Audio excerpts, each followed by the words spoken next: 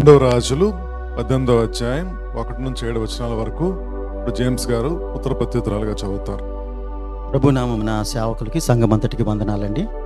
రెండవ రాజుల గ్రంథము మొదటి 7 వచనాలు ఉత్తర ప్రత్యుత్తరంగా చదువుకుందాం. 7వ వచనాన్ని మనం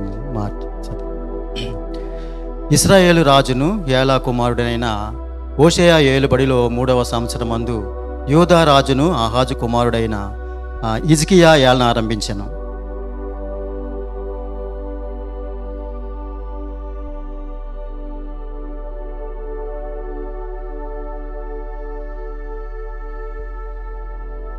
తన పితరుడైన దావీదు చేసినట్లు అతడు యెహోవా దృష్టికి పూర్ణముగా నీతిని అనుసరించెను.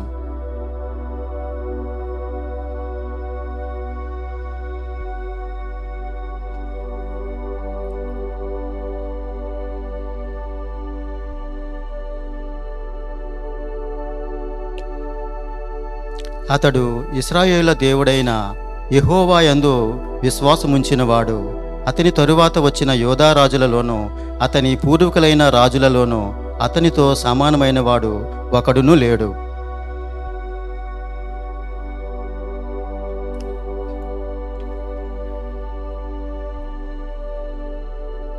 ఏడవ వచనాన్ని అందరం చదువుకుందామండి. కావున యెహోవా అతనికి తోడుగా ఉండెను. తాను వెళ్ళిన చోటనెల్లా అతడు జయము పొందెను. అతడు అశ్షూరు రాజునకు సేవ చేయకుండా అతని మీద తిరగబడెను. దేవుడి వాక్యమును దీవించునుగాక. ప్రేమ కలిగిన మా ప్రభువా, మీకు పరిశుద్ధ నామానికి స్తుతులు, స్తోత్రాలు, వందనాలు. ఇంతవరకు ప్రభా మా సాక్ష్యముల ద్వారా, మా అర్పణ ద్వారా, మా పాటల ద్వారా మా ఆరాధన స్వీకరించిన దేవా, ఈ సమయంలో నీ వాక్యాన్ని ప్రభా మేము ధ్యానించినట్టుగా నీ వాక్యం ద్వారా ప్రభా మీరు మాతో మాట్లాడి మీరు మాత్రమే ఘనత, మహిమ, ప్రభావాలు పొందుమని యేసు నామంలో ప్రార్థిస్తూ నాం తండ్రి, ఆమేన్.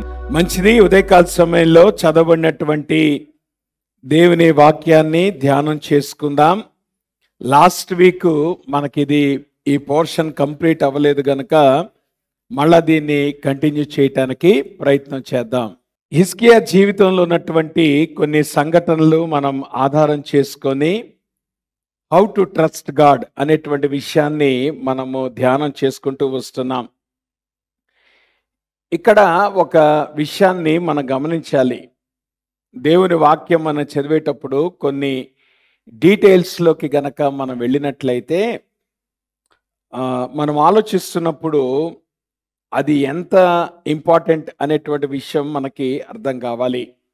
కారణం ఏంటంటే హిజ్కియా ఏ వయసులో రాజు అయ్యాడు? ఆయన 25 సంవత్సరాలకి రాజు అయ్యాడు. 25 సంవత్సరాలు అంటే ఏంటి తెలుసా? చాలామందికి ఇంకా పెళ్లి కూడా కాలే, అవునా?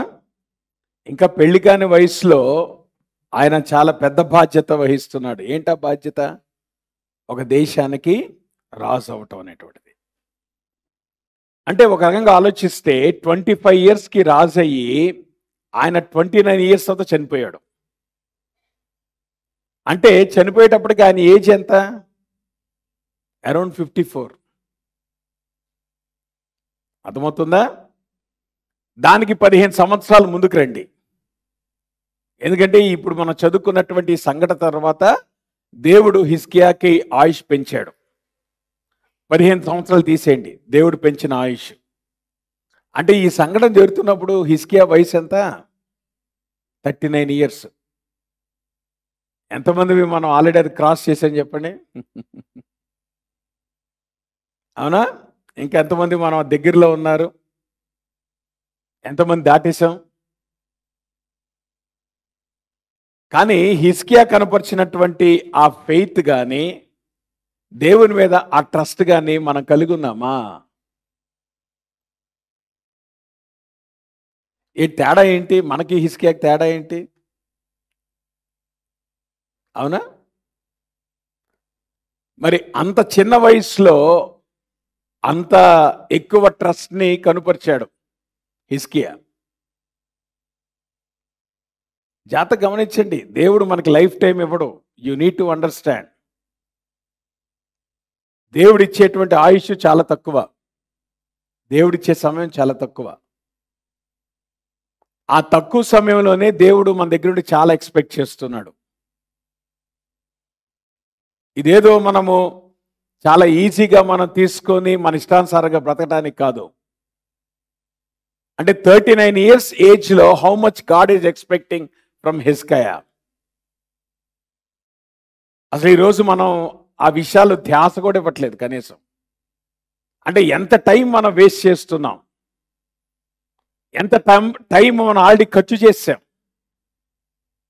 పోనీ ఇప్పటికీ మనం వెనక్కి తిరిగి చూస్తే దేవుని కొరకు మనము ప్రభావవంతంగా చేసింది ఏమన్నా ఉందా? ఎంత చేసాం మనం? డోంట్ థింక్ చాలా టైం ఉంటుంది అని అనుకోమాకండి. లైఫ్ చాలా ఈజీగా అయిపోద్దమ్మా, సంవత్సరాలు దొరికిపోతాయి. నిత్యత్వంలో మనం దేవునితో ఏదైతే మనం స్పెండ్ చేయబోతున్నామో దాన్ని డిటర్మిన్ చేసేది ఈ లోకంలో నువ్వు జీవించేటువంటి చాలా తక్కువ వయసు. కొన్నిసార్లు ఆశ్చర్యం వేస్తుంది దేవుడు ఎంత తీవ్రంగా పరిణమిస్తాడు అనేటువంటిది. మీరు ఇదే యూదారాజులో హిజ్కియా తర్వాత లాస్ట్ రాజు యెహోయాకీన్ యొక్క మనవడు సిద్కియా రాజు అయినప్పుడు 18 yearsకి ఆయన రాజు అవుతాడు. 3 నెలల్లో దేవుడు అతన్ని బబులోను వారికి అప్పగిస్తాడు. అంటే దాని అర్థం ఏంటి? 18 years ఆఫ్ లైఫ్లో తాను ఏదైతే నిర్ణయం తీసుకున్నాడో అక్కడితో తన జీవితం అంతమైపోయింది. కాబట్టి దేవుడు మనకి ఇచ్చేటువంటి సమయం అది చాలా ఈజీగా తీసుకోమాకండి. దేవుడు మనకు ఎంత సమయం ఇస్తాడో మనకు తెలియదు. కాబట్టి మనకున్నటువంటి సమయంలోనే మనము దేవుని కొరకు ప్రభావవంతంగా జీవించకపోతే తర్వాత దేవుడు సమయం అయిపోతే ఏం చేస్తారు మీరు? సరే, హిజ్కియాకి దేవుడు అవకాశం ఇచ్చాడు, ఇంకో 15 సంవత్సరాలు పెంచాడు. 15 సంవత్సరాలు పెంచినా ఎంతమ్మా ఆయన ఆయుష్? 54 సంవత్సరాలు చచ్చిపోయాడు. అట్లా లెక్కేసుకుంటే ఇప్పుడు మీకు ఎంత ఆయుష్ మిగిలింది? ఒకవేళ దేవుడు అదే ఆయుష్ మనకిస్తే ఎంత ఆయుష్ మిగిలింది? నా మాట మీకు అర్థమవుతుందా? దేవుడు మనకిచ్చేటువంటి సమయం చాలా విలువైనది. You need to understand. ఆ సమయాన్ని మనము దుర్వినియోగం చేసి చివరికి దేవునికి మనం పనికి రాకుండా పోతే లోకంలో మనం చాలా సాధించవచ్చు. హిజ్కియా రాజు అయ్యాడు, అయితే ఏంటంట హైయెస్ట్ పొజిషన్కి వెళ్ళాడు, కెరీర్లో హైయెస్ట్ జీతం సంపాదిస్తున్నాడు.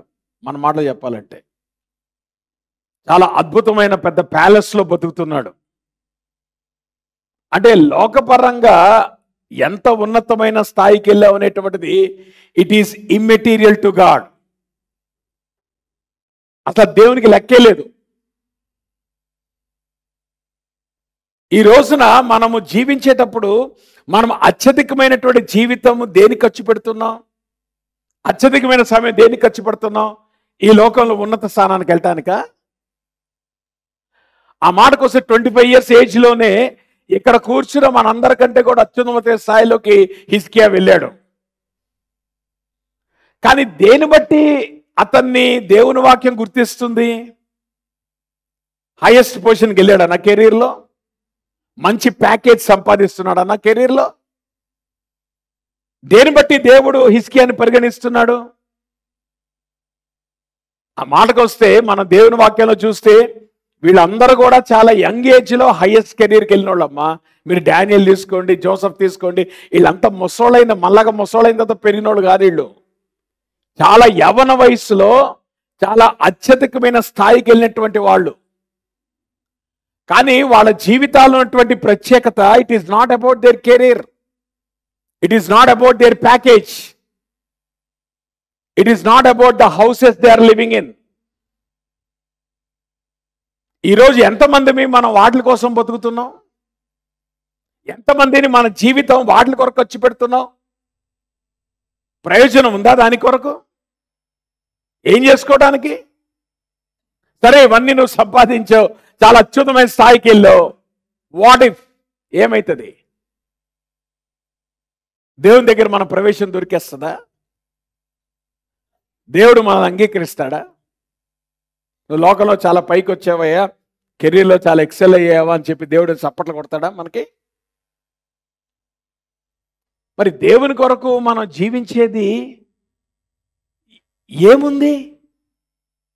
ఏం చేశామని, ఇంకా ఏం చేయాలని, ఏం చేస్తున్నామని ఆలోచిస్తున్నాం మనం. కాబట్టి డోంట్ థింక్ సమయం ఎల్లవేళ మన దగ్గర ఉంటుంది అనుకోమాకండి. సమయం ఎల్లప్పుడూ మన దగ్గర ఉంటుంది అనుకోమాకండి.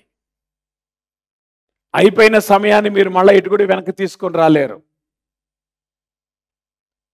అయిపోయిన సమయంలో మీరు ఒకవేళ దేవుని కొరకు మీరు ప్రభావవంతంగా మీరు జీవించకపోతే ఇక నుండైనా జాగ్రత్తగా బ్రతకండి దేవుని కొరకు. లోకంలో మనం ఎంత సంపాదించాం, ఎంత సాధించాం, that is immaterial to God. దేవుడు దాన్ని లెక్క కూడా చేయడు. దాన్ని బట్టి దేవుడు మనకేం స్థానం ఇవ్వడు. అలా ఇవ్వాలనుకుంటే దేవుని వాక్యంలో అందరూ కూడా ఎక్సెల్ అయినటువంటి వాళ్ళే, అందరూ కూడా చాలా అద్భుతంగా సెటిల్ అయినటువంటి వాళ్ళే. చెప్పండి, యోబుకి ఏం తక్కువమ్మా? అబ్రహాంకి ఏం తక్కువ? వాళ్ళకి ఎంత ధనం ఉంది? కానీ వాళ్ళు దేని బట్టి గుర్తించబడ్డారు? వాళ్ళ ధనవంతులు బట్ట? దేని బట్టి వాళ్ళు దేవుని చేత పరిగణించబడ్డారు? ఈ లోకంలో వాళ్ళు పొందినటువంటి స్థానాన్ని బట్ట, స్థాయిని బట్ట. నేను అనుకుంటున్నాను ఈ రోజున చాలా మంది జీవితాల్లో మనం దేని బతుకుతున్నాం అర్థం కావట్లే, బతికేస్తున్నాం. ఏమి సాధించాలో తెలియట్లేదు, సాధించేస్తున్నాం అనుకుంటున్నాం. But at the end of the day దేవుని దగ్గరకు వచ్చేటప్పటికి వీఆర్ డూయింగ్ నథింగ్. వెనక తిరిగి చూసుకోండి, దేవుని కొరకు నేను ఇది చేశాను అని ఏం చెప్తారు మీరు దేవుని ముందు నిలబడితే? ఇదిగో దేవుని కొరకు నేను ఇది చేశాను, ఇది చేయగలిగాను, దేవుడు నాకు ఇచ్చినటువంటి సమయాన్ని నేను ఈ రకంగా చేశాను, ఏం చెప్తావు దేవునికి? So you need to understand, దేవుణ్ణి నమ్మి ఈ లోకంలో జీవించడం అనేటువంటిది చాలా చిన్న విషయం కాదు. జీవితంలో విచిత్రమైన పరిస్థితి ఏంటి? నేను ఆల్రెడీ ఇంతకు ముందు కూడా నేను మీకు చెప్పాను. మన జీవితంలో సక్సెస్ ప్యాటర్న్స్ ఉంటాయి, మన జీవితాల్లో డిఫీట్ ప్యాటర్న్స్ కూడా ఉంటాయి. మీరు వెనక్కి తిరిగి చూసుకుంటే మన జీవితాల్లో క్రైసిస్ వచ్చిన ప్రతిసారి కూడా సక్సెస్ తర్వాతే క్రైసిస్ వస్తుంది. గుర్తుంచుకోండి. ఎందుకు సక్సెస్ తర్వాత క్రైసిస్ వస్తుంది? ఉందా? దానికైనా లాజికల్ రీజన్ ఉందా? సక్సెస్ రాగానే దృష్టి అంతా ఎవరి మీదకి వెళ్తుంది మనకి? చెప్పండి, ఎవరి మీదకి వెళ్తుంది? నిజంగానే దేవుని మీదకి మనం దృష్టి మరుస్తామా, లేదా మన మీదకి మనం ఫోకస్ ఇచ్చుకుంటాం? See what I have done అని అంటామా, లేదా see what God has done అంటామా? అవునా? సో క్రైసిస్ సిచ్యువేషన్ దేవుడు కరెక్ట్గా ఎక్కడ పెడతాడు? సక్సెస్ తర్వాతే పెడతాడు. కారణం ఏంటంటే దేవుడు మనల్ని సెన్సెస్లో తీసుకొస్తాడు. ఏ సెన్సెస్లో తీసుకొస్తాడు? సక్సెస్లో మునిగి తేలి దేవుని మీద నీకున్నటువంటి డిపెండెన్స్ని మర్చిపోమాక అని గుర్తు చేయటానికి దేవుడు మన జీవితాల్లో క్రైసిస్ తీసుకొస్తాడు. మన ఇక్కడ 18వ అధ్యాయంలో చదువుకున్నప్పుడు 25 సంవత్సరాలకి రాజు అయినటువంటి హిజ్కియా, అప్పటికి దాదాపు ఒక 14 సంవత్సరాలు గడిచింది ఈ సంఘటన జరిగేటప్పటికి. 14 ఇయర్స్లో చాలా గొప్ప రిఫర్మేషన్ తీసుకొచ్చాడు. దేవుని దృష్టిలో చాలా పేరు ప్రఖ్యాతులు సంపాదించాడు. నేనేది లోకం దృష్టిలో పేరు ప్రఖ్యాతులు కాదు. లోకం దృష్టిలో ఆయన ఆల్రెడీ రాజే, ఇంకా కొత్తగా పేరు వచ్చేదేముంది ఆయనకి? ఆయన ఆలి సింహాసనం మీద ఉన్నాడు, కొత్తగా చెప్పుకునేది ఏముంది? ఆయన పెద్ద ప్యాలెస్లో నివాసం చేస్తున్నాడు, పెద్ద గొప్పగా చెప్పుకునే విషయం ఏముంది? అది ఆల్రెడీ ఆయన సాధించాడు 25 ఇయర్స్ ఏజ్లో. కానీ దేవుడు తనకి ఆ సింహాసనం ఇచ్చిన తర్వాత, అత్యున్నతమైనటువంటి ఆ స్థానము ఇచ్చిన తర్వాత దేవుని కొరకు ఏం చేశాడు? నెక్స్ట్ 14 ఇయర్స్ ఆయన చేసిందంతా దేని కొరకు? తన స్థానాన్ని కాపాడుకోవడానిక? లేదంటే దేవుడు తనకిచ్చినటువంటి సక్సెస్ను బట్టి తన జీవితంలో ఏమంటారు సంతోషంగా బతకటానికి వెచ్చించాడా ఆయన? ఏం చేశాడు? నెక్స్ట్ 14 ఇయర్స్ ఆల్మోస్ట్ ఏం చేశాడు?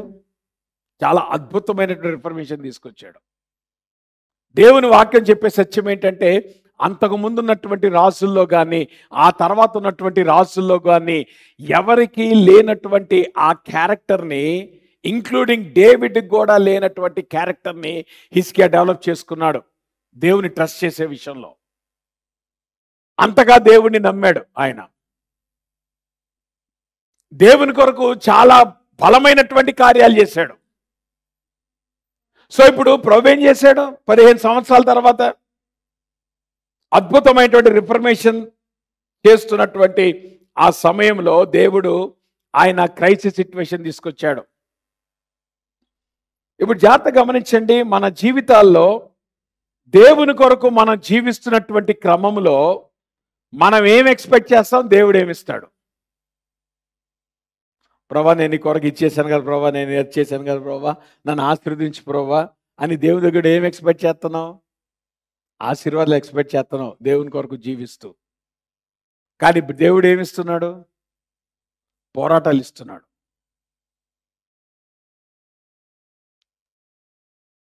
దేవుడు పోరాటాలు ఇస్తాడు, ఆశీర్వాదం కాదు ఆయన ఇచ్చేది. You need to understand. పోరాటాలు దేవుని కొరకు జీవిస్తున్న క్రమంలోనే వస్తాయి. ఈరోజు మనం ఎటువంటి క్రైస్తవులుగా తయారయ్యామంటే, పోరాటాలు వస్తే ఆశ్చర్యపోతున్నాం, నాకెందుకు ఈ పోరాటం వచ్చింది అని ప్రశ్నిస్తున్నాం ఎదురు దేవుణ్ణి. నాకెందుకు ఈ సమస్య వచ్చింది అంటే అర్థం ఏంటి? మనకు ఉన్నటువంటి అవగాహన ఏంటంటే, నేను చక్కగా దేవుని మందిరానికి వెళ్తున్నాను, నేను దేవుని వాక్యం చదువుతున్నాను, నేను దేవుళ్ళు ఎదుగుతున్నాను, నాకు సమస్య రాకూడదు. ఎవడు చెప్పాడు? దేవుడు ఏం చేస్తున్నాడు? దేవుని కొరకు నమ్మకంగా జీవిస్తే ఇంకా పోరాటాలు పెంచుతున్నాడు. He is not increasing the blessings. దేవుడు ఆశీర్వాదాన్ని పెంచట్లే. నేను అందుకంటున్నాను, ఈరోజు 21వ శతాబ్దపు క్రైస్తవుడికి దేవుని వాక్యం ఏంటో అర్థం కాలే, దేవుని కొరకు జీవించడం ఏంటో అర్థం కాలే, దేవుణ్ణి ఏది అడగాలో అర్థం కావట్లేదు, దేవుని కొరకు జీవించడంలో ఏది ఎదుర్కొంటామో మనకు అర్థం కావట్లేదు. అందుకని చిన్న విషయాలు కూడా మనం కంగారు పడిపోతున్నాం, చిన్న విషయాలు కూడా అల్లాడిపోతున్నాం, చిన్న విషయాలు కూడా వణికిపోతున్నాం. కారణం ఏంటంటే, మనకున్నటువంటి డెఫినేషన్ ఏంటంటే, నేను దేవుని కొరకు జీవిస్తున్నాను కాబట్టి దేవుడు నన్ను ఆశీర్వదిస్తాడు. ఎవడు చెప్పాడు నీకు ఆ సంగతి? హిజ్కియా దేవుని కొరకు జీవిస్తున్నాడు. ఎన్ని సంవత్సరాలుగా జీవిస్తున్నాడు? 15 సంవత్సరాలుగా జీవిస్తున్నాడు. అంతకుముందు ఎవరు కూడా చేయనటువంటి గొప్ప కార్యాలు హిజ్కియా దేవుని పక్షంగా చేశాడు. దేవుని జనాంగములో అద్భుతమైనటువంటి రిఫర్మేషన్ తీసుకొచ్చాడు. ప్రజలు దేవుని వైపు తిరగటానికి అవకాశం కల్పించాడు. ఇన్ని గొప్ప కార్యాలు జరిగించినటువంటి హిజ్కియా ఎందుకు తన జీవితంలో ఇంకా పోరాటాలను ఎదుర్కోవాలి? So we need to understand, మన జీవితాల్లో క్రైసిస్ సిచ్యువేషన్ అనేటువంటివి వస్తాయి. దేవుడు ఎందుకు అసీరియన్స్ తీసుకొచ్చాడు ఈ టైంలో? ఎందుకు దేవుడు వారిని ఛాలెంజ్ చేస్తున్నాడు? ఛాలెంజ్ చేస్తున్నప్పుడు దేవుడు తన బిడ్డలకు ఏం నేర్పిస్తున్నాడు? ఆయనను నమ్ముకుంటాం ఏంటో నేర్పిస్తున్నాడు. చెప్పండి, దేవుని మనం ఎప్పుడు నమ్ముకుంటాం కదా? బాగా దేవుడి మీద ఎప్పుడు ఆధారపడతాం? మనకెప్పుడు మోకాలు జీతం బాగా పెరుగుద్ది, మనకెప్పుడు మందిరంతో అటాచ్మెంట్ బాగా పెరుగుద్ది, మనకెప్పుడు సంఘంతో బాగా సహవాసం పెరుగుద్ది. సింపుల్. కాబట్టి ఆ సూత్రం దేవుని కూడా తెలుసు కాబట్టి మన జీవితంలో ఎక్కువ శాతం ఏమిస్తాడు? మనమేమంటున్నాం?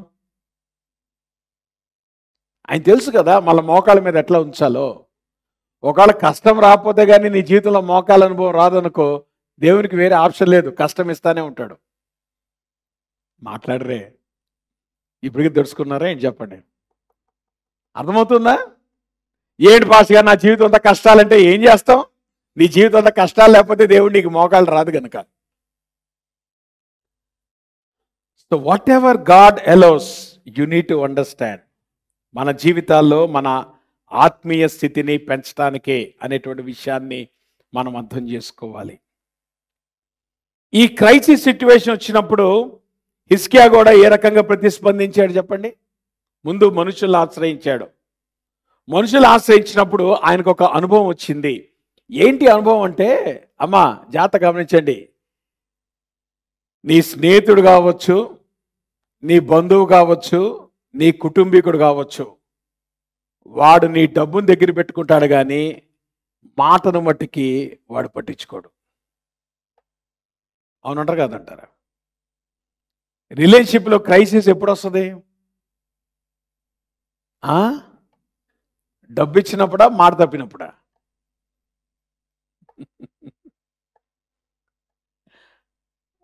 శత్రువుకు ఉన్నటువంటి పన్నాగం అదేనమ్మా. శత్రువు ఎప్పుడు కూడా, నేను చెప్పాను, మీ డబ్బులు దగ్గర పెట్టుకుంటాడు కానీ వాడు మాటని పట్టించుకోడు. మనం ఏం చేస్తాము? మాట నమ్మి డబ్బులు ఇస్తాం. ఇప్పుడు తప్పు ఎవరిది? శత్రువుదా మందా?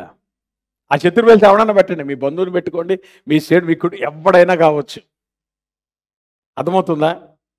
నేను చాలా సంవత్సరాల క్రితం నాకు ఉపయోగపడిందే చెప్తున్నా మీకు. సిరాజ్ గారితో మాట్లాడుతున్నప్పుడు, అన్న ఇది ఒక పెద్ద ప్రాబ్లం అవుతుంది, హౌ టు హెల్ప్ అనేటువంటిది చాలా ప్రాబ్లం అవుతుంది, కాబట్టి ఎవరైనా వచ్చినప్పుడు నన్ను సహాయం అడిగినప్పుడు నేనేం చేయొచ్చు అని అంటే, ఆయన ఒక అద్భుతమైన సలహా ఇచ్చాడు. ఏమిటి తెలుసా? అరే, నువ్వు ఎంతైతే పోగొట్టుకోవడానికి ఇష్టపడతావో అంతవరకు హెల్ప్ చేయన్నాడు. అర్థమైందా? అంటే అర్థం ఏంటి? నువ్వు ఇచ్చేసి, అమ్మో నేను ఇచ్చేసాను, ఎంత ఇచ్చేసాను, నువ్వు వెసిడి పెంచుకోవడం ఎందుకు? నువ్వు ఎంతైతే పోగొట్టుకుంటావో, పోగొట్టుకున్నా నీకు ఇబ్బంది లేదో అంత ఇచ్చేయి ఎవరడిగినా అన్నాడు.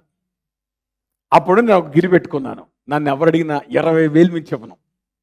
నువ్వు ₹1,00,000 అడుగు, 2 లక్షలు అడుగు, 10 లక్షలు అడుగు, ఎవడైనా ఇంట్లో వాడైనా బయటోడా ఎంత ఇస్తాను తెలుసా? నేను 20,000 మించి ఇవ్వను. అప్పుగా నేను అప్పు ఇవ్వను అనుకోండి. నేను ముందే చెప్తాను, నేను హెల్పే చేస్తాను కానీ అప్పు ఇవ్వను. అప్పు ఇవ్వడం అంటే నా హిస్టరీలో లేదు. సో నా ఉద్దేశం హెల్ప్ అంటే ఏంటి? మీరు ఇవ్వకపోయినా నా అట్లా చాలా 20,000 పోగొట్టుకున్నాను, కానీ నాకేం బాధ ఏం లేదు. కారణం ఏంటి? నేను ముందే ప్రిపేర్ అయ్యా. వాడు 20,000 ఇవ్వకపోయినా పర్వాలేదు, కానీ నేను అంతకు మించి ఇవ్వను. నా మాట మీకు అర్థమవుతుందా? జాగ్రత్త గుర్తుంచుకోండి, మిమ్మల్ని డబ్బు అడిగేవాడు ఎవడైనా మీ డబ్బును అడుగుతాడు కానీ మాటను ఎప్పుడు నిలబెట్టుకోడు. దానికి సూత్రం ఎవరు? ఇప్పుడు హిజ్కియా నష్టపోయాడా లేదా? మందిరాన్ని కూడా పీక్కొచ్చి, మందిరము ద్వారానికి ఉన్నటువంటి బంగారాన్ని కూడా పీక్కొచ్చి ఏం చేశాడు? ట్యాక్స్ కట్టాడు. ఏమని నమ్మాడు? అష్షూరాజు మాట ఇచ్చాడు కదా, ఈయన ప్రపంచ చక్రవర్తి కదా, మాట అంటే మాటే అనుకుని పాపం తప్పు కాలు ఎవరేశారు? అవునా? ఇప్పుడు అష్షూరాజు ఏం చేశాడు? మాట నిలబెట్టుకున్నాడా, డబ్బు పెట్టుకున్నాడా? అమ్మ, మనిషి ఎవడైనా అంతే, గుర్తుంచుకోండి. మనిషి బుద్ధి అంటారు కదా, ఇది పాపపు నైజం. Don't trust the word, you need to understand. కాబట్టి అప్పిచ్చే వాళ్ళారా జాగ్రత్తగా ఉండండి. నేను నేర్చుకున్నాను, గత 20 సంవత్సరాలుగా పనిచేస్తున్నాను. అర్థమవుతుందా? దట్స్ ఓకే, ఇవ్వపోయినా పర్లేదు. కారణం ఏంటి? అక్కడితో నేను సెట్ చేసుకున్నా, ఇంతకు మించి నేను ఇవ్వను. కాబట్టి ఒకవేళ ఇవ్వకపోయినా ప్రాబ్లం లేదు. Because always people they keep your wealth but they don't keep there word. అది గుర్తుంచుకోండి హిజ్కియా యొక్క జీవితంలో. దేవుడు ఈ ప్రాసెస్ అంతట్లో కూడా హిజ్కియాలో జాగ్రత్త గమనించండి, 14 సంవత్సరాలుగా ప్రభు కొరకు జీవిస్తున్నాడు. 14 సంవత్సరాలుగా ప్రభు కొరకు గొప్ప కార్యాలు చేస్తున్నాడు. ఇంకా హిజ్కియా నేర్చుకోవాల్సి ఉందా? ఎస్, నేర్చుకోవాల్సి ఉంది. ఇంకా హిజ్కియా దేవుని యొక్క గుణగణాలు ఇంకా పెరగాల్సి ఉందా? ఎస్, పెరగాల్సి ఉంది. కాబట్టి దేవుడు హిజ్కియా జీవితంలో ఆయన నేర్పిస్తున్నాడు. He wants to build the godly character. ఈ ప్రాసెస్లో శత్రువు యొక్క బలమైనటువంటి ఆయుధం ఏంటి అనేటువంటి గనక మనం గమనిస్తే ఇట్ ఈస్ క్రిటిసిజం. అమ్మ, జాగ్రత్త గమనించండి, ఎవరైనా మిమ్మల్ని తిడుతున్నారా, కంగారు పడమాకండి. ఎందుకంటే తిట్టడం అనేటువంటిది ఎనిమీ యొక్క ప్రైమరీ వెపన్. అమ్మో, నన్ను క్రిటిసైజ్ చేస్తున్నారండి, నన్ను తిడుతున్నారండి, నన్ను అవమానిస్తున్నారండి అని అంటాం వేస్ట్. కారణం ఏంటంటే ఎవడైనా నిన్ను అవమానించడం కానీ, మాటలతో నిన్ను గాయపరచడం కానీ, నిన్ను క్రిటిసైజ్ చేయటం అనేటువంటిది అది బేసిక్. ఎవడికి? శత్రువుకి. అర్థమవుతుందా? ఇక్కడ జాగ్రత్త గమనించండి. వీడు ఏం చేశాడు ఇక్కడ? గొప్ప శబ్దముతో యూదా భాష ఇట్లా నేను హిజ్కియాతో పాటు ఉన్నటువంటి కమాండర్స్ ఎలియాకీం వీళ్ళంతా ఏమంటారంటే, బాబు నువ్వు కొంచెం మా భాషలో మాట్లాడమాకన్నాడు. ఎందుకు? జనులు ఏమవుతారు? డిస్టర్బ్ అవుతారు. లెక్క ప్రకారం వీడు ఏ భాష తెలిసినటువంటి వాడు? అరమిక్ లాంగ్వేజ్ తెలిసినటువంటి వాడు. అది వాళ్ళకు ఉన్నటువంటి లాంగ్వేజ్. సో ఇక్కడికి వచ్చి వాడు అరమిక్ లాంగ్వేజ్లో మాట్లాడకుండా వాడు ఏ లాంగ్వేజ్లో మాట్లాడుతున్నాడు? వాడికి యూదా భాషలో మాట్లాడుతున్నాడు. అంటే అర్థం ఏంటి?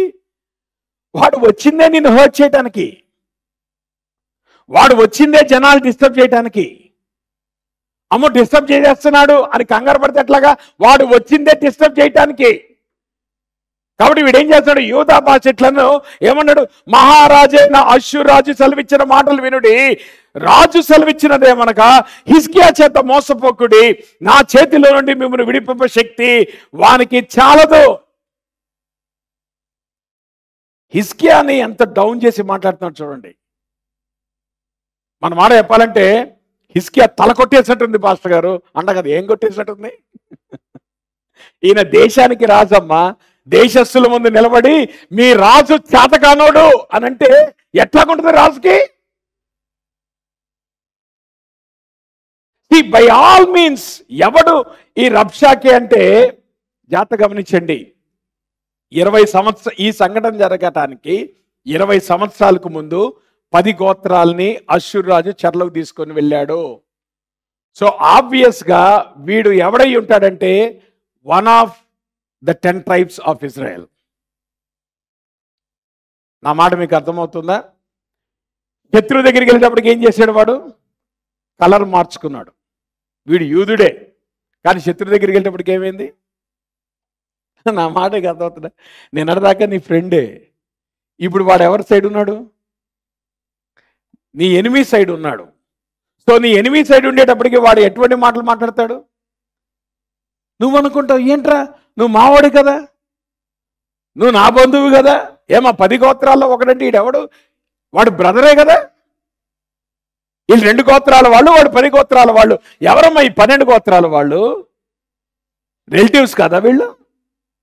బంధువులు కదా వీళ్ళు? స్నేహితులు కదా? అయినా ఇప్పుడు ఎవడో వీళ్ళని అవమానిస్తున్నాడు?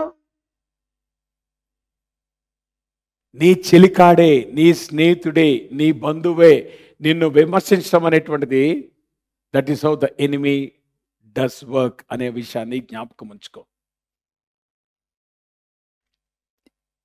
అంటే నీ శత్రువు బయటోడు కాదు, నీ శత్రువు నీ ఓడే.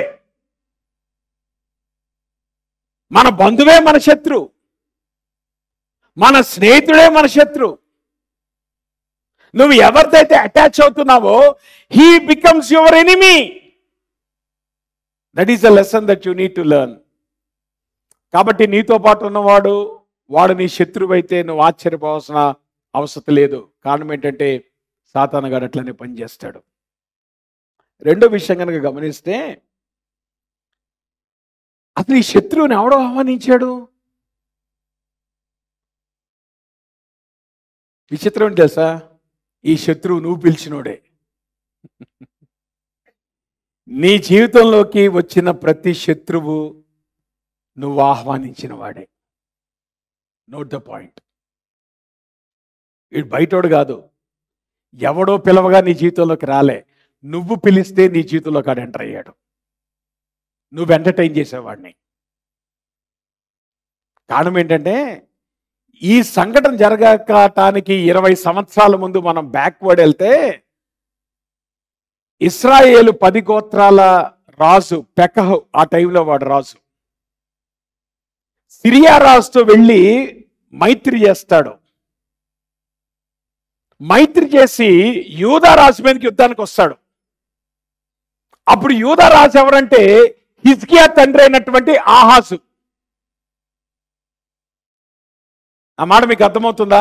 ఆహాజు టైంలో, హిజ్కియా టైంలో, ఉజ్జియా టైంలో ముగ్గురు రాజుల టైంలో కూడా దేవుని పరిచారకుడు ఉన్నటువంటి వాడు యెషయా. యెషయా ఈ ముగ్గురు రాజుల టైంలో కూడా హీ వాజ్ అ ప్రాఫెట్. అప్పుడు ఆహాజ్ ఏం చేస్తాడంటే, ఇశ్రాయేలు రాజు సిరియా రాజుతో కలిపి కుట్ర చేసి యూదా రాజు మీద యుద్ధానికి రావడానికి ప్రయత్నం చేస్తున్నాడు అనే సంగతి వినబడినప్పుడు ఆహాజ్ ఏం చేస్తాడంటే వెళ్ళి అష్షూరు రాజుని ఇన్వైట్ చేస్తాడు, నాకు హెల్ప్ చేస్తావా అని. అర్థమవుతుందా? ఎవరు ఇన్వైట్ చేశారు? ఆ టైంలోనే యెషయా వచ్చి అంటాడు. యెషయా వచ్చి ఏమంటాడంటే, ఆహాజు నువ్వెవరి దగ్గరికి వెళ్ళాల్సిన అవసరం లేదు, నువ్వెవరిని ఆశ్రయించాల్సిన అవసరం లేదు, దేవుడు నిన్ను విడిపిస్తాడు అనేటువంటి మాట నీకు సూచన కావస్తే నేను సూచన ఇస్తాను. ఏంటా సూచన? కన్యక గర్భవతి అయి కుమారుని కనును, అతనికి ఇమ్మానుయేలును పేరు పెట్టుదురు. అది ఎప్పుడు మాట్లాడాడు యెషయా? ఈ సంఘటన జరగడానికి 20 సంవత్సరాల ముందు మాట్లాడాడు యెషయా ఇదే మాటనే. కానీ ఆహాజు ఆల్రెడీ లోపల స్కీమ్ వేసాడు. ఏ స్కీమ్ వేశాడు? సిరియా రాజు ఇశ్రాయేల్ రాజు కలిశారు కనుక వాళ్ళని ఎదుర్కోవటానికి దేవుని దగ్గరికి రాకుండా, దేవుని సలహా తీసుకోకుండా, దేవుని సహాయం తీసుకోకుండా, దేవుని చిత్తం ఏంటో తెలుసుకోకుండా తనకున్నటువంటి ఆలోచన చొప్పున, తనకున్నటువంటి అవగాహన చొప్పున అష్షూరు రాజుని ఇన్వైట్ చేశాడు. అష్షూరు రాజు వచ్చి ఏం చేశాడు తెలుసా? 10 గోత్రాల్ని అటాక్ చేసి 10 గోత్రాల్ని చెరలోకి తీసుకెళ్ళిపోయాడు. అంటే ఒక రకంగా చెప్పాలంటే 10 గోత్రాలు చెరలోకి వెళ్ళటానికి కారణం ఎవరు? ఆహాజు. ఈ శత్రువుని ఇన్వైట్ చేసిన వాడెవరు? ఆహాజు. ఒకసారి నువ్వు శత్రువుకి చోటు ఇచ్చింది అవుతాడు, ఊరుకుంటాడా? 20 సంవత్సరాల తర్వాత మళ్ళీ అదే శత్రువు వచ్చాడు. ఇప్పుడు ఎవరి మీదకి వచ్చాడు? 20 సంవత్సరాల క్రితం ఇంకెవడి విషయంలో నువ్వు హెల్ప్ తీసుకున్నావు కదా, వాడిప్పుడు నీ మీదకే వచ్చాడు. అది దాని సారాంశం. ఈ శత్రు రావడానికి కారణం ఎవరు? You have invited him. ఆ రోజు ఆహాజు గనక దేవుని మాటకు లోబడి ఆయన ప్రవర్తించుంటే ఈ శత్రువు ఈ రోజున హిజ్కియా దగ్గరికి వచ్చేవాడు కాదు. నేను అందుకే అంటున్నానమ్మా, జాగ్రత్తగా గమనించండి. మీరు తీసుకునే నిర్ణయాలు మీ పిల్లలను కూడా చుట్టుకుంటాయి. తేలిక తీసుకోమాకండి. తల్లిదండ్రులు చేసే నిర్ణయాలు పిల్లలు చుట్టుకుంటాయి. పిల్లలు కూడా వదిలిపెట్టాం. 20 సంవత్సరాల తర్వాత ఆహాజు కుమారుడైనటువంటి హిజ్కియా ఎఫెక్ట్ అవడానికి కారణం ఎవరు? తండ్రి బుద్ధిహీనంగా తీసుకున్న నిర్ణయం. Parents, be careful. మీరు ఎటువంటి నిర్ణయాలు చేస్తున్నారు? మీరు ఎటువంటి స్కీములు వేస్తున్నారు? మీరు ఎటువంటి ఆలోచనలు చేస్తున్నారు? అవి మీతో వదిలిపెడతాయి అనుకోమాకండి. మీ తర్వాత మీ పిల్లలను కూడా చుట్టుకుంటాయి అవి.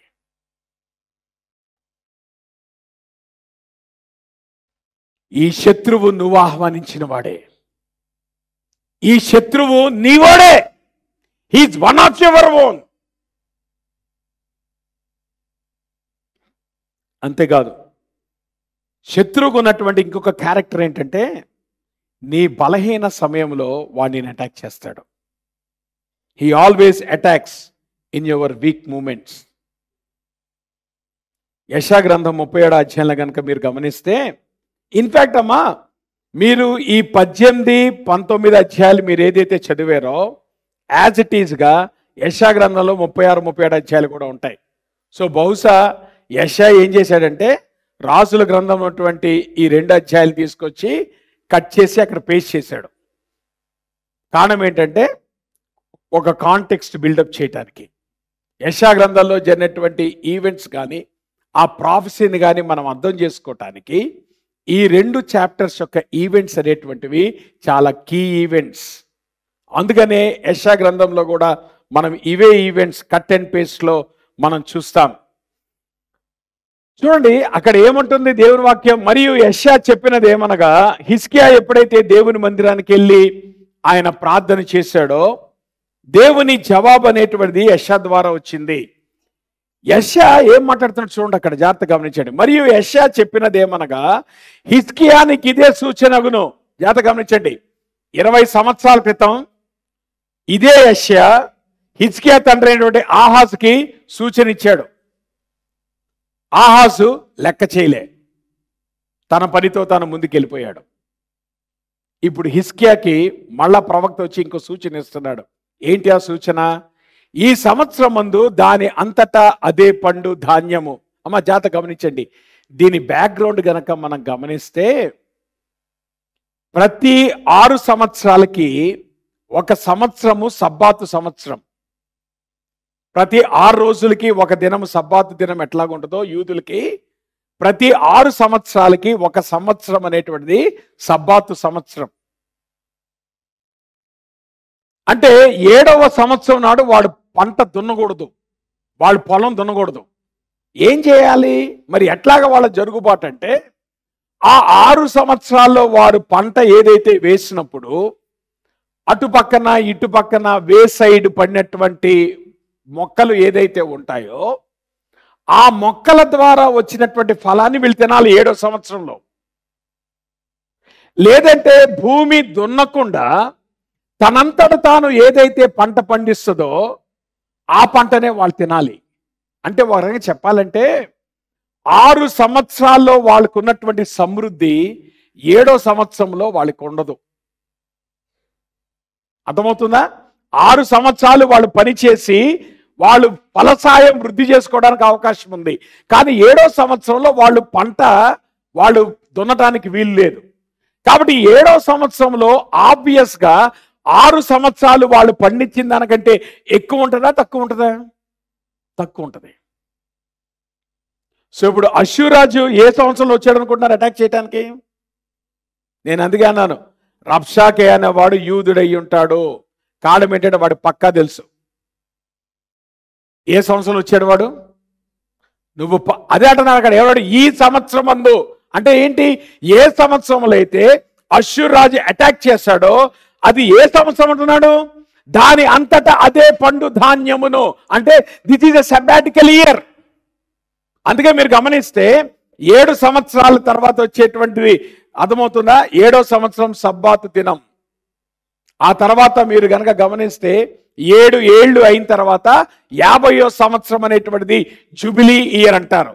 జూబిలీ ఇయర్ అంటే అర్థం ఏంటి తెలుసా? ఏ పొలం అయితే వాళ్ళు కొనుక్కున్నారో ఆ పొలాన్ని వాళ్ళు ఒరిజినల్ ఓనర్స్కి ఇచ్చేస్తారు, విడిపించేస్తారు. అంటే ప్రతి ఇశ్రాయేలీయుడి దగ్గర ఒక పొలము వాడి కుటుంబంలో ఎంతకాలం ఉంటుందంటే ఓన్లీ ఫర్ 49 ఇయర్స్. 50th ఇయర్లో జూబిలీ ఇయర్లో ఏం చేయాలంటే ఆ పొలాన్ని వాడు రిడీమ్ చేయాలి. రిడీమ్ చేసి ఏం చేయాలి? ఏ ఓనర్ దగ్గర అయితే కొనుక్కున్నాడో ఆ ఓనర్ దగ్గరికి వెళ్ళిపోద్ది. అంటే దాని అర్థం ఏంటి? ఇశ్రాయేల్లో ఉన్నటువంటి వాళ్ళందరూ కూడా వాళ్ళు పొలాలు ఏదైతే కొనుక్కుంటున్నారో 49వ సంవత్సరంలో ఆ పొలాన్ని ఇచ్చేస్తారు. అంటే దాని అర్థమవుతుంది ఏంటి? ఎవరి దగ్గర పర్మనెంట్ గా ల్యాండ్ ఉండడానికి వీల్లేదు. ఎందుకంటే ఈ ల్యాండ్ ఇశ్రాయేలీది కాదు, ఈ ల్యాండ్ దేవుంది. అది దేవుడు గుర్తు చేస్తున్నాడు. నేను అనుకుంటానమ్మా, మనము ఎంత నా ఇల్లు నా పొలము జాగ్రత్త అనమాక. ఇది నీ ఇల్లు కాదు, నీ పొలము కాదు, నీ సొత్తు కాదు, ఇది దేవుంది. Always remember. అందుకే ఇశ్రాయేలుకి దేవుడు కట్టడిచ్చాడు, you don't own the land, you only rent the land. మనం దేవుని దగ్గర ఏం చేస్తున్నాం? ల్యాండ్ని రెంట్కి తీసుకుంటున్నాం, అంతేగాని మనం కొనుక్కోవట్లే, మన సొంతం కాదు. కారణం ఏంటి? 50వ సంవత్సరంలో ఆ ల్యాండ్ తిరిగి చేయాలి. సో ఇప్పుడు ఏమంటున్నాడు? ఈ అష్షూరాజు ఎప్పుడు అటాక్ చేశాడంటే నీ వీకెస్ట్ పాయింట్ అటాక్ చేశాడు. వాడు తెలుసు 6 సంవత్సరాలు ఆడి మీదకి రాలే.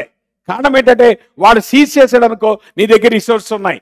కానీ 7వ సంవత్సరంలో వాడు వచ్చి ఎప్పుడైతే ముట్టడి వేస్తాడో నీ దగ్గర ఆల్రెడీ నువ్వు పండించే అవకాశం లేదు. ఆ సంవత్సరం అంతా కూడా నీ దగ్గర రిసోర్సెస్ చాలా లీన్ గా ఉంటాయి.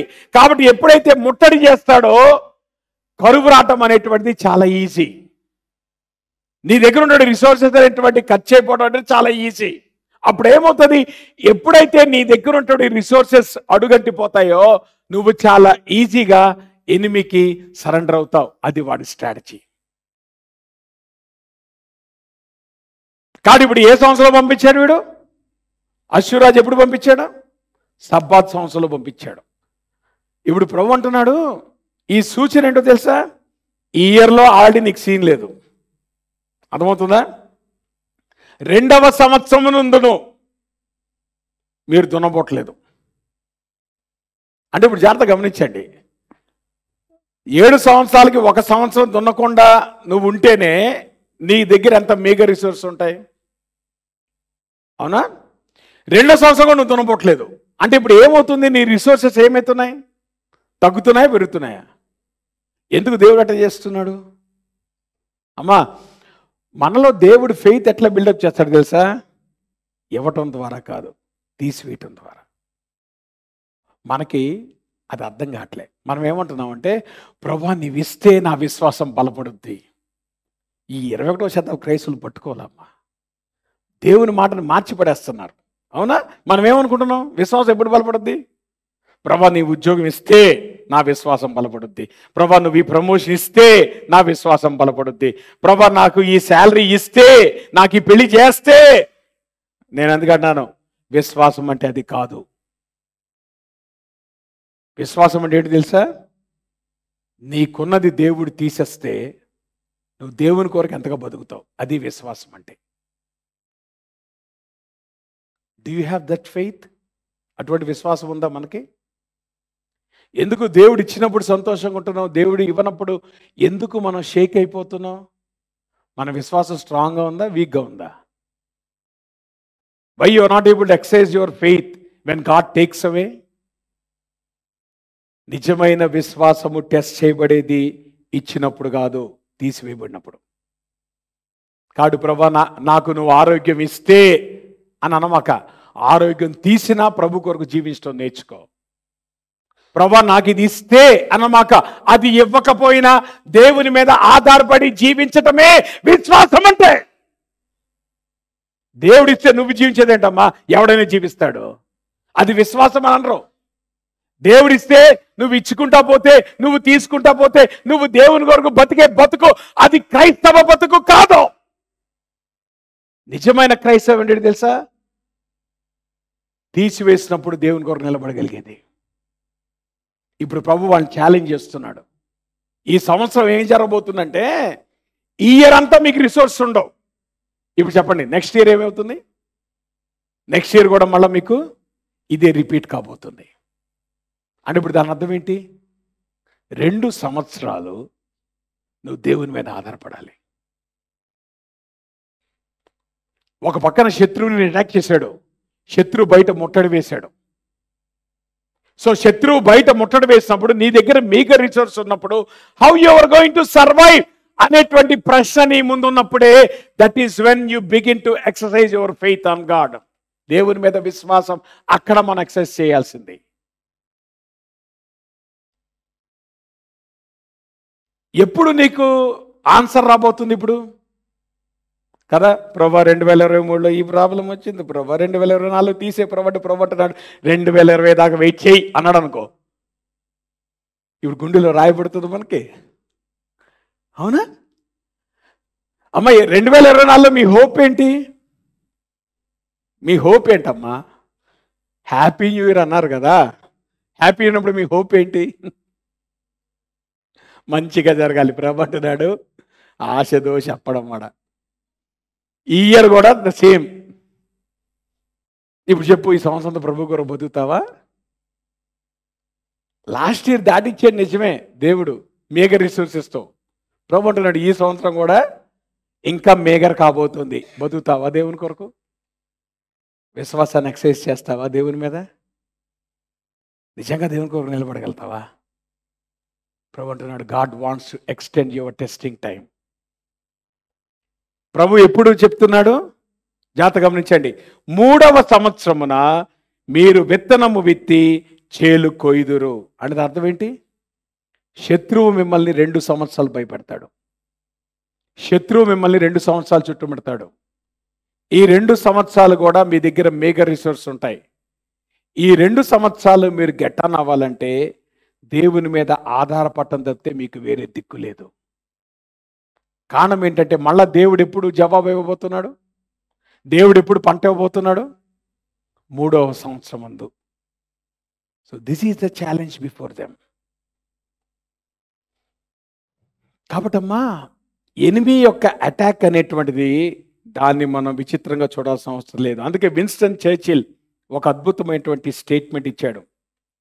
గాలిపటాలు కదా, సంక్రాంతికి ఏం స్పెషల్? పాపం చాలామంది ప్రాణాలు కోల్పోయారు జాగ్రత్తగా గాలిపటాలు ఎగిరించేటప్పుడు కదా. ఏమన్నాడు అక్కడ? Kites rise highest against the wind, not with it. గాలిపటం పైకి ఎగరాలంటే గాలికి వ్యతిరేకంగా అది ఎగిరినప్పుడే పైకి ఎగురుద్ది.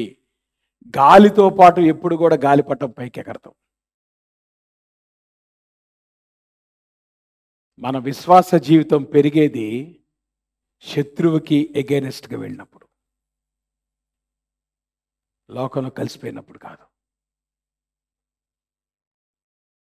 ఈ శత్రువు యొక్క వెపన్ వాడు ఈ రకంగా మనల్ని అటాక్ చేస్తాడు. అమ్మ హిజ్కియా యొక్క రెస్పాన్స్ చూడండి. నన్ను ఎంత మాట అంటావా, నీ అంత చూస్తా అన్నాడా? అమ్మ జాగ్రత్త గమనించండి. Always the response to criticism. ఎవరైనా నిన్ను క్రిటిసైజ్ చేస్తే సొల్యూషన్ అంటే తెలుసా? Be silent. సైలెన్స్ అంటే చేతకాంతనం అనుకోమాకండి. Silence is the key to win over argument. మనకున్నటువంటి ప్రాబ్లం ఏంటంటే వాడు ఒక మాట అంటాడు, మనం ఇంకో మాట అంటాం. వాడు 2 మాటలు అంటాడు, మనం 2 మాటలు అంటాం. వాడు 10 మాటలు అంటాడు, మనం 10 మాటలు అంటాం. ఏమవుతుంది ఈ లోపున? కాన్ఫ్లిక్ట్ పెరుగుతుందా, కాన్ఫ్లిక్ట్ తగ్గుతుందా? పెరుగుతుంది. కాన్ఫ్లిక్ట్ తగ్గాలంటే సూత్రం ఏంటి ఇప్పుడు? జాతకం అక్కడ ఏమన్నాడు? అక్కడ నేను అనలా, దేవుని వాక్యం చెప్పిందమ్మా. అక్కడ ఏమన్నాడు? అయితే అతనికి ప్రత్యుత్తరం ఇవ్వద్దని రాజు అన్నాడు. హిజ్కియా ముందే ఆజ్ఞాపించాడు. వాడు ఏం మాట్లాడినా, వాడు ఏం మరిచినా, వాడు ఎంత నేను అవమానపరిచినా, ఎంత దిగజార్చి వాడు నీతో మాట్లాడినా, నిజంగానే చాలా దిగజార్చి మాట్లాడాడు, చాలా భయంకరంగా మాట్లాడాడు. రాజు ఏమని ఆజ్ఞించి పంపించాడు? Be silent. అక్కడ ఏముందమ్మా? రాజు సెలవిచ్చిండుట చేత వారెంత మాత్రము ప్రత్యుత్తరం ఇయ్యక ఊరుకొనిరి. అమ్మా కాన్ఫ్లిక్ట్ని మేనేజ్ చేయాలంటే సైలెన్స్ ఈజ్ ద కీ.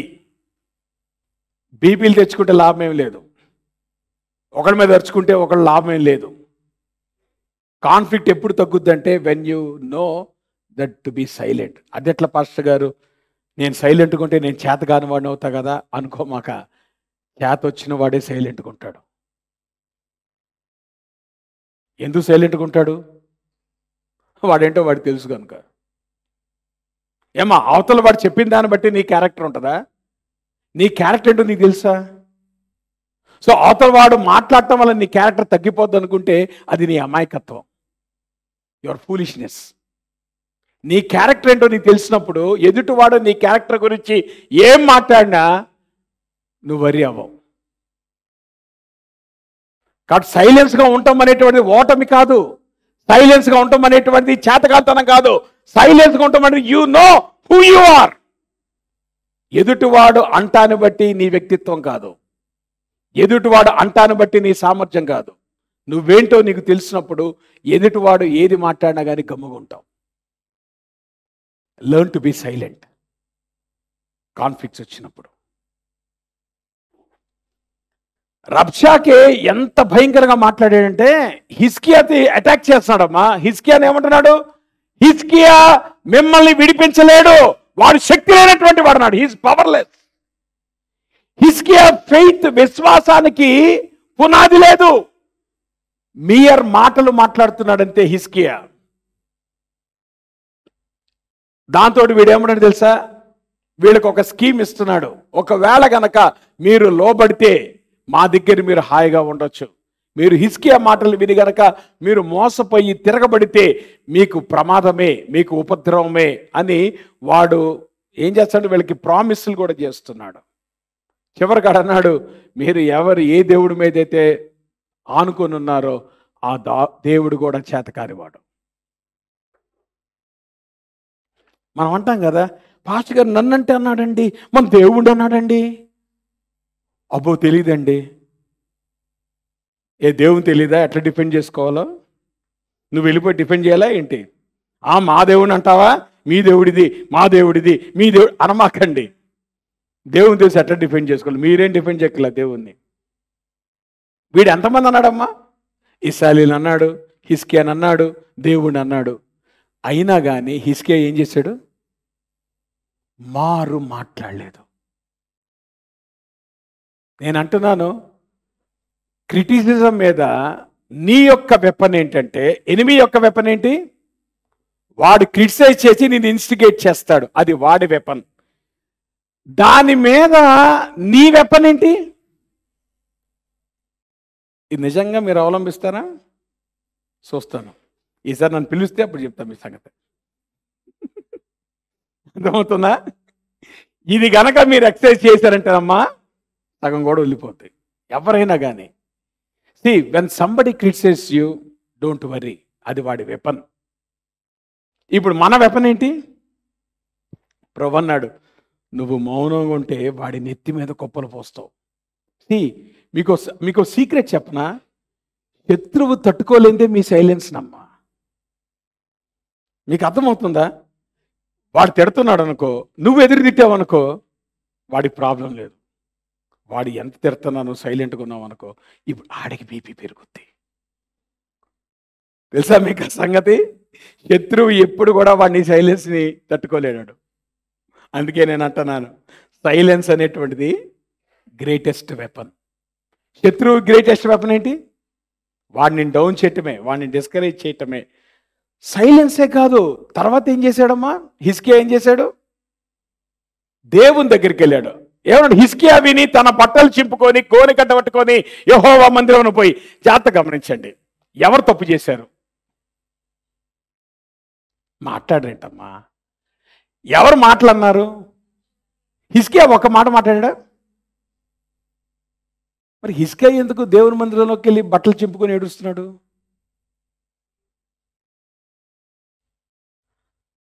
గోనె పట్ట కట్టుకోవటం అనేటువంటిది యూదులకు దేనికి సూచనది? రిపెంటెన్స్కి. యూదుడు ఎప్పుడైనా గోనె పట్ట కట్టాడంటే దేని కొరకు గోనె పట్ట కడతాడు?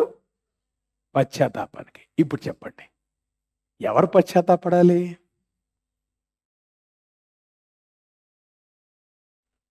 మనమేమనుకుంటున్నాం? ఎవరు రైటు?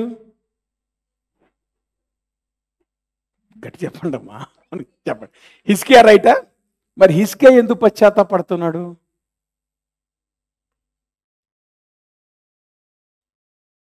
మనమేమనుకుంటున్నాం? హిజ్కియా రైట్ కనుక, 100% రైట్ కనుక అనా? కాదు. జాగ్రత్త గమనించండి. మన జీవితాల్లో ఎప్పుడు ఏ సమస్య వచ్చినా ముందు మనము దేవుని దగ్గర సరి చేసుకోవాలి. మనమేమనుకుంటాం? ఎవరు సరి చేసుకోవాలి? రబ్షాకే సరి చేసుకోవాలా? అష్షూర్ రాజు సరి చేసుకోవాలా? హిజ్కియా సరి చేసుకోవాలా? మరి ఎవరు సరి చేస్తున్నారు ఇక్కడ దేవుని దగ్గర? ఎవరు ప్రార్థన చేస్తున్నారు దేవుని దగ్గర? మరి హిజ్కియా దేని విషయంలో మారుమనసు పొందాడు? హిజ్కియా దేని విషయంలో రిపెంట్ అవుతున్నాడు? నా మాట మీకు అర్థమవుతుందా అమ్మా? ఇన్ ఎనీ ప్రాబ్లం ఇద్దరి పాత్ర కూడా ఉంటుంది. నేను అది అంటున్నాను, ఇద్దరి పాత్ర లేకుండా ఇప్పుడు కాన్ఫ్లిక్ట్ రాదు. సమస్య వచ్చినప్పుడు ఇద్దరు ఒప్పుకోవాల్సింది.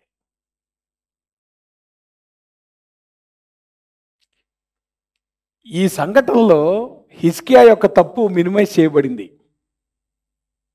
నేను మీకు ఆల్రెడీ చెప్పాను. హిజ్కియా ఏం చేశాడమ్మా? మొదటిసారి మాట్లాడరే, మొదటిసారి ఏం చేశాడు? సంధి చేసుకోవడానికి ప్రయత్నం చేశాడా? ఎవరిని అడిగి ట్యాక్స్ కట్టావు? హిజ్కియా? ఎవరు ట్యాక్స్ కట్ట? దేవుడు చెప్పాడు నీ ట్యాక్స్ కట్టమని. మందులో ఉన్న బంగారం తీసుకెళ్లి అష్షూరాజుకి అప్పగించమని ఎవరు చెప్పాడు నీకు? సో మరి ఇప్పుడు హిజ్కియా ఒప్పుకోవాల్సి ఉందా? మనకి ఏది కనబడుతుంది? బయట మాట్లాడినోడు కనబడుతుంది, కానీ లోపల నువ్వు చేసింది కనబడట్లే నీకో. ప్రభు అంటున్నాడు, బయట మాట్లాడినోడు ఎంత తప్పో లోపల చేసి నువ్వు కూడా అంతే తప్పు. ఇద్దరు దేవుని దగ్గర ఒప్పుకోవాల్సిందే. మనకున్నటువంటి ప్రాబ్లం ఏంటంటే always we think we are right and other person is wrong. నువ్వు జాగ్రత్తగా దేవుని మందిరంలోకి వెళ్ళి దేవుని సన్నిధిలో కూర్చుంటే నీ తప్పేంటో దేవుడు చెప్తాడు. నీ తప్పు నీకు కనపడదు. 100% నువ్వు కరెక్టే అనుకుంటావు. దేవుని మందిరానికి వెళ్ళినప్పుడు కదా తెలిసేది నువ్వు కరెక్టో కాదు. ఈ ప్రాసెస్ అంతట్లో కూడా నలిపై అయిపోయింది. ఏ నలిపై అయిపోయింది? ఇసుకే చేసిన నలిపై అయిపోయింది. మరి ఎవరు ఒప్పుకోవాలి ఇప్పుడు? ఎవరు ఒప్పుకోవాలి? రబ్షాపకే కాదు, అష్షూర్ రాజు కాదు, సెన్హరీబ్ కాదు. ఎవరు ఒప్పుకోవాలి ఇప్పుడు? హిజ్కియా ఒప్పుకోవాలి.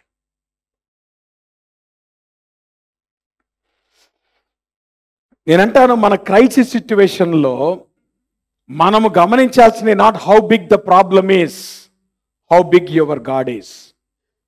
మీరు జాగ్రత్తగా గమనిస్తేనమ్మా, దేవుని వాక్యంలో సమస్య వచ్చినప్పుడు వాళ్ళు చేసినటువంటి ప్రార్థన మీరు చదివితే గనక చూడండి, దేని బట్టి ప్రార్థన చేస్తున్నాడు? యెహోవా సన్నిధిని ఇట్లని ప్రార్థన చేశాను. యెహోవా, కెరూబుల మధ్యను నివసించిన ఇశ్రాయేలు దేవా, భూమి ఆకాశమును కలగజేసిన అద్వితీయ దేవా, నీవు లోకమందున సకల ఆజ్యములకు దేవుడు ఉన్నావు. దాని అర్థం ఏంటి తెలుసా? దేవుని యొక్క గొప్పతనాన్ని శ్లాఘిస్తున్నాడు హిజ్కియా. తన సమస్య యొక్క గొప్పతనాన్ని మాట్లాడలేదు అక్కడ. Don't try to talk how big your problem is. Try to talk how big your God is. అది భక్తి అంటే, అది విశ్వాసం అంటే. సమస్య ఎంత పెద్దదో భూతద్దంలో పెట్టి చూడమాకమ్మా. నీ దేవుడు ఎంత పెద్దవాడో చూసుకో. హిజ్కియా ఏమని ప్రార్థన చేస్తున్నాడు? ప్రభు యొక్క గొప్పతనాన్ని ప్రార్థన చేస్తాడు. దాని అర్థం ఏంటి? దేవా, నాకున్నటువంటి ఈ సమస్య నీకు ఎందుకు పనికిరానటువంటిది. కారణం ఏంటంటే నీవు గొప్ప దేవుడవు. నా సమస్య కంటే నువ్వు గొప్పవాడవు, నా పరిస్థితి కంటే నువ్వు గొప్పవాడవు. మీరు ఇదే ఎగ్జాంపుల్ అమ్మా, ప్రతి సంఘటన కూడా మీరు చూడండి. యెహోషాపాతు ప్రార్థన చేసినప్పుడు చూడండి ఏమని ప్రార్థన చేశాడు. అక్కడ మీకు ఇచ్చాను నేను. మా పితరుల దేవా యెహోవా, నీవు ఆకాశమందు దేవుడు ఉన్నావు, అన్యజనుల రాజ్యములను ఏలువాడవు నీవే, నీవు బాహుబలం గలవాడు. అమ్మ జాగ్రత్త గమనించండి, విశ్వాసులు మీ సమస్యను ఎగ్జాగరేట్ చేసి మాట్లాడమాకండి. మీ దేవుని గొప్పతనాన్ని శ్లాఘించండి.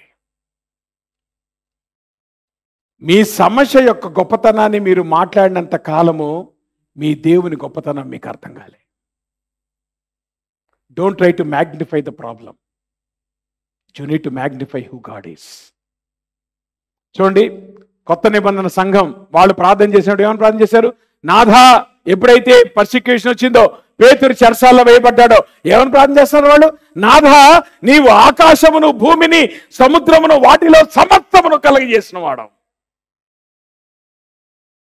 నేనంటాను, మన జీవితాల్లో మన సమస్య గొప్పది కాదు, మన దేవుడు గొప్పవాడు.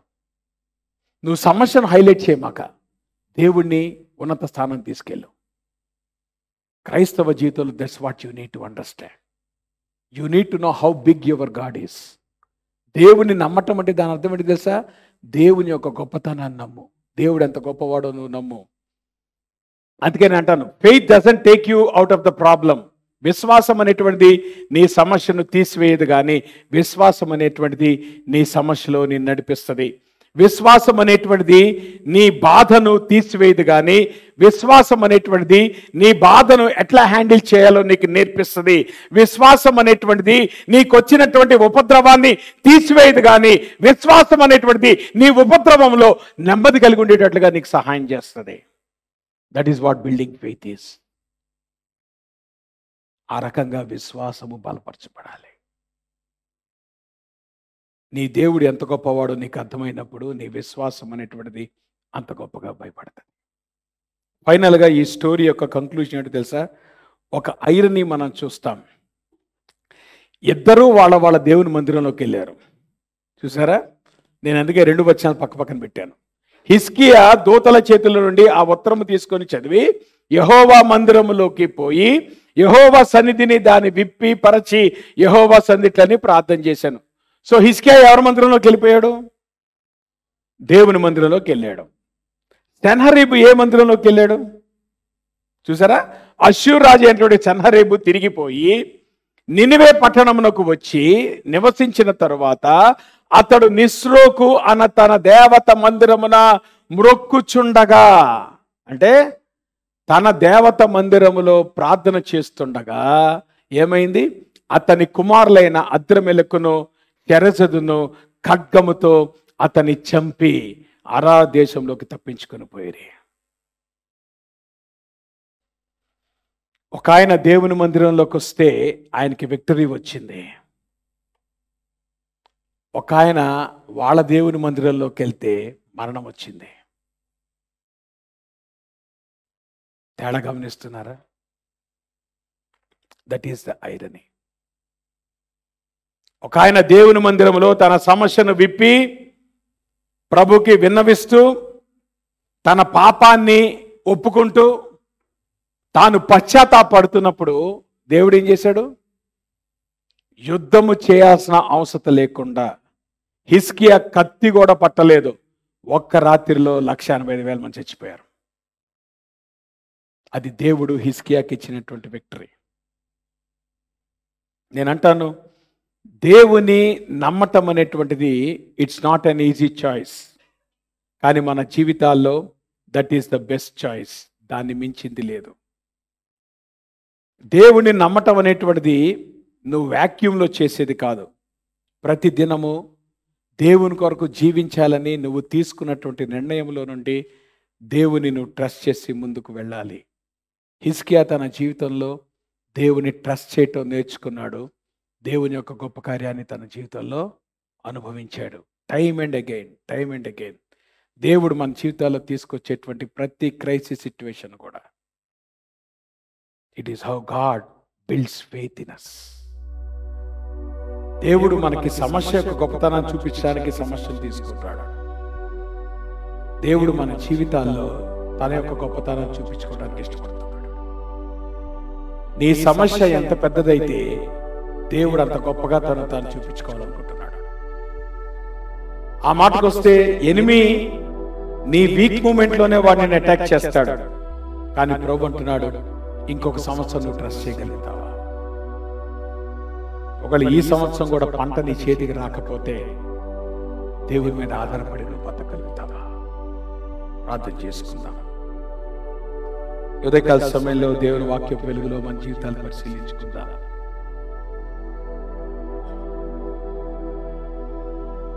దేవుని కొరకు 14 సంవత్సరాలు అద్భుతంగా హిజ్కియా జీవించిన తర్వాత దేవుడు ఒక ఉపద్రవాన్ని హిజ్కియా జీవితంలో తీసుకొచ్చాడు.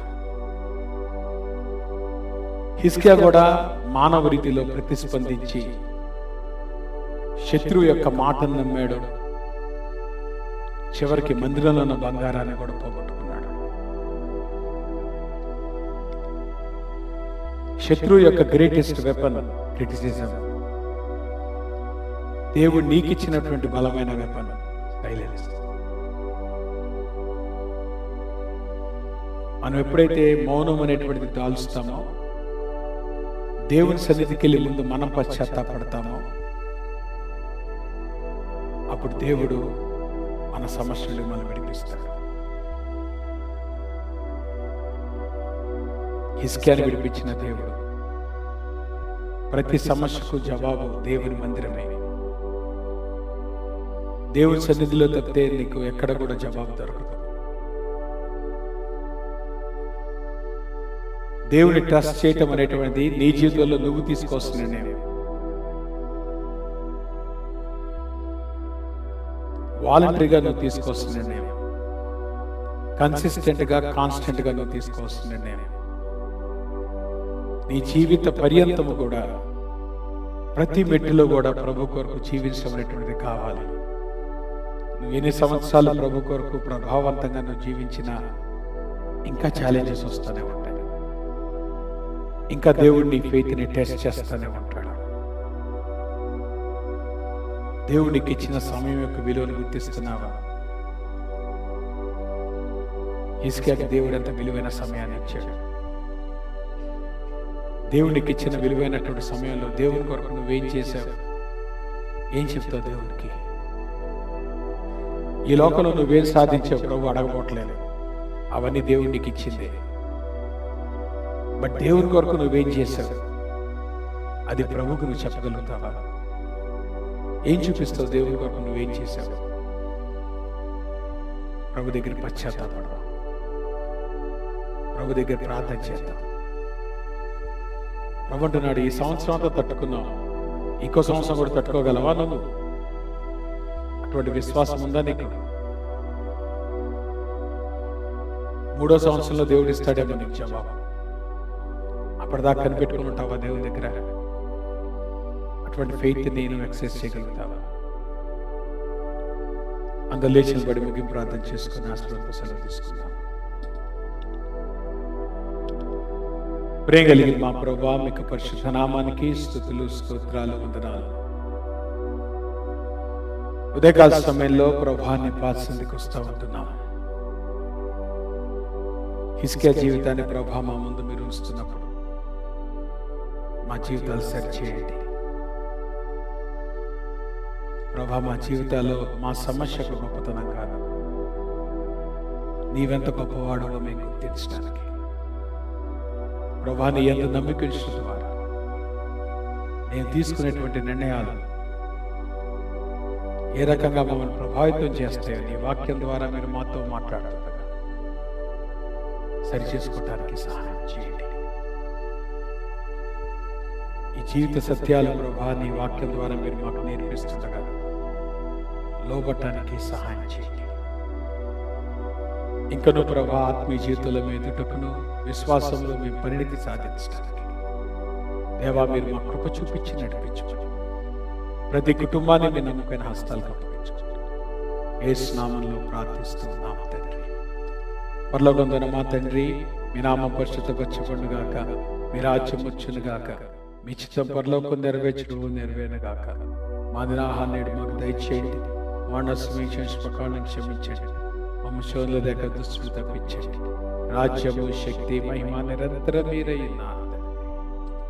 మన తండ్రి అయిన దేవుని యొక్క ప్రేమయు, కుమారుడు యేసుక్రీస్తు వారి కృపయు, పరిశుద్ధాత్మక అన్యోన్య సహవాసం ఇప్పుడు మనకు సదాకాలము తోడై ఉండి ఆయన రాకడ పర్యంతము భద్రపరిచి నడిపించుగాక. ఆశీర్వాదంబుల్ మా మీద వర్షింపజేయు మీషా, ఆశతో నమ్మియున్నాము నీ సత్య వాగ్దత్తము. ఈ మీద కృమ్మారించుము దేవా, క్రమార ప్రేమ వర్షాంబుల్ కృమ్మారించుము దేవా. ఆమేన్. అందరికి వందనాలు. God bless. ఒకరికి పలికించుకొని వెళ్ళండి, మీరు వెళ్ళొచ్చు.